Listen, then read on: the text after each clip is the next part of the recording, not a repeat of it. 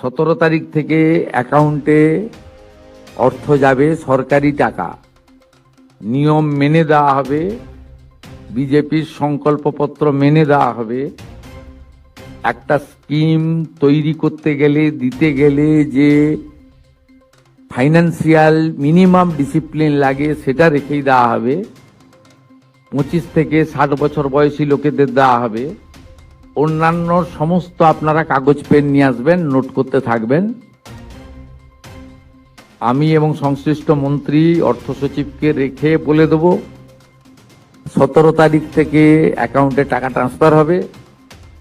আর এটা কেবলমাত্র এই মাসে হয়ে যাবে, পরের মাসে থেকে বিজেপি সরকার যতদিন থাকবে প্রত্যেক মাসে দ্বিতীয় সপ্তাহে টাকা ট্রান্সফার হয়ে যাবে। অতএব এটা নিয়ে বিভ্রান্ত হওয়ার কিছু নেই। দর্শক বন্ধুরা, শুনলেন মুখ্যমন্ত্রী নিজে ঘোষণা করছেন এই মাসের 17 তারিখ থেকে প্রতিটি মহিলার অ্যাকাউন্টে অন্নপূর্ণা যোজনা 3000 টাকা ট্রান্সফার হবে, যারা প্রাপ্যতা, সকলের নয়। তবে অনেক সময় কি হয়, বিজেপির অনেক নেতা মন্ত্রী বিভিন্ন সময়ে বিভিন্ন রকম ডেট দেওয়ার কারণে মহিলারা বিভ্রান্ত হয়েছিলেন। এটাও সত্য। এটাও মুখ্যমন্ত্রীকে ভাবতে হবে যে আপনার কথার উপর আস্থা রাখে বাংলার মানুষ, তো আপনি বলছেন 17 তারিখ থেকে টাকা আসবে, সবাই নিশ্চিন্ত হয়ে গেল।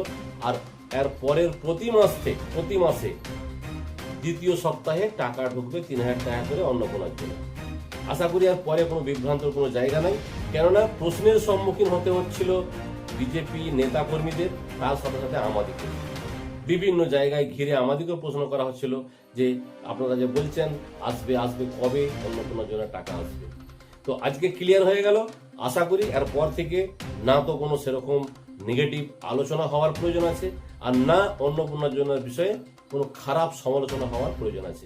17 তারিখ পর্যন্ত সকলকে অপেক্ষা করতে হবে, তারপর দেখুন রাজ্য সরকার কি করে। মাননীয় মুখ্যমন্ত্রী নিজে ঘোষণা করছেন। ভালো থাকুন, সুস্থ থাকুন, বাংলা দেখে থাকুন। আমি নকুল ইসলাম।